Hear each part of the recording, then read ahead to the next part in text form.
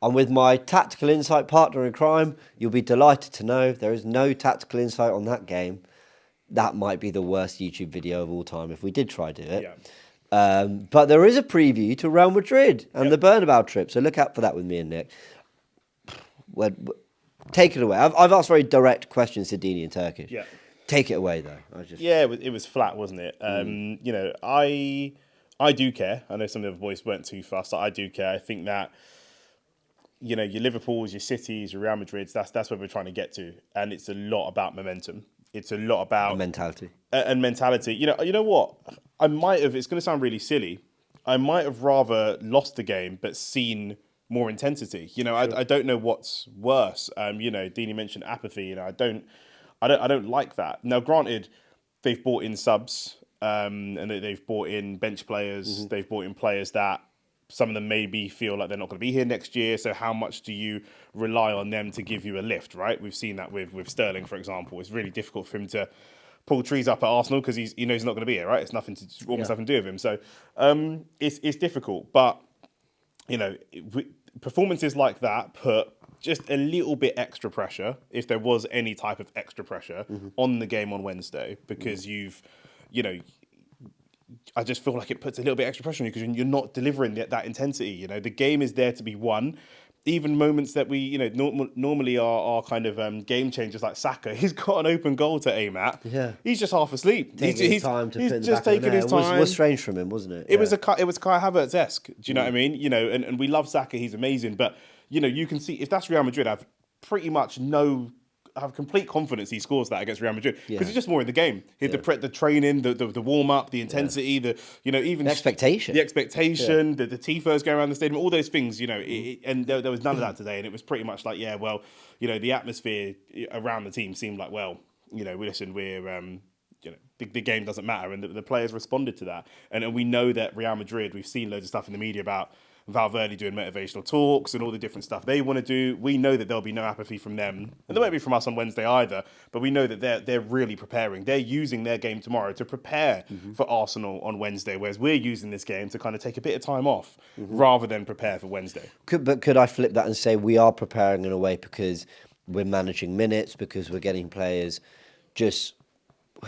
we're preparing in the sense that we're trying to look at their condition come the game for Wednesday night. Well, what I will say, though, I didn't like Rice playing 75 minutes. I don't like Martinelli completing the 90. I don't really get that. Sterling could have come on. Mourinho could have come on for Rice. Cool, Jorginho came off injured. But I think, well, he did, Mourinho did come on for Rice, sorry, but it was 60th minute I would have done it, not 75th, albeit Rice does basically make the goal happen. I was just a bit disappointed in that.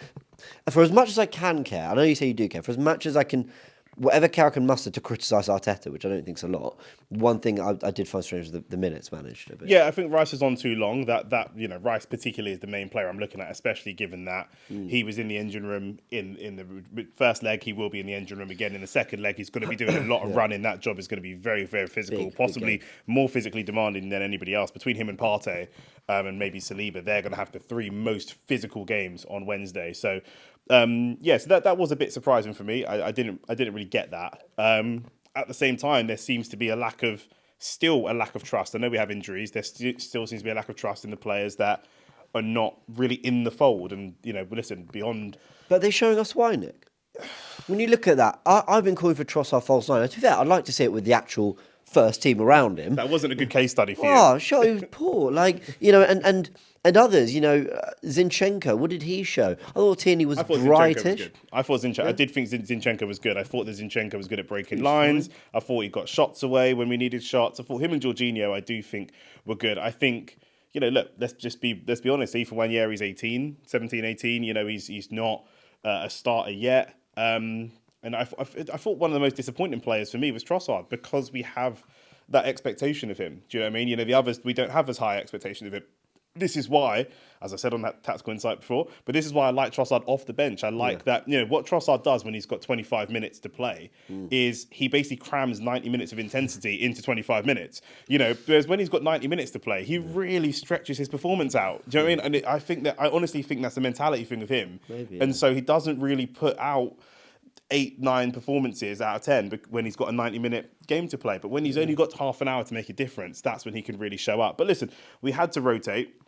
We were kind of forced into. I wasn't surprised by a lot of the changes. We were kind of forced into it by, like you say, resting players and stuff like that. And I do think that's the thing with Arsenal. We do kind of. I get it. We've had injuries, and we really don't want to see any more injuries. But I do think that some of the other clubs that are maybe more successful in recent years kind of go big, and they understand the importance of continually winning. And there's not a single. We saw like the Klopp era, for example. There's not a single game that isn't important. Everything's important, Yeah, I hear you. What's your prediction for the Bernabeu then? I'll be winning 2-1 at that. You think? 2-1 either way. I think if we don't go through, I will pull my hair out. But I think 2-1 either way. Nasty night if we don't go through. Yeah. I mean, it will go from the greatest night of the Emirates era to the worst night of the Emirates era, back to back. And only Arsenal are capable of doing that type of thing, really. So that's the panic that we have. But we have to believe it's a new Arsenal. It's a new era, and the games make the era. I think that's what some people don't realise sometimes. People think you're in a banter era. You're not necessarily us right now, but people think you're in a banter era. You don't win the Champions League. You're Arsenal. But the performances in the games can change that on its head, mate. Yeah, very, very true. Mate, absolute pleasure. Let's hope we get it done. 2-1 would be nice.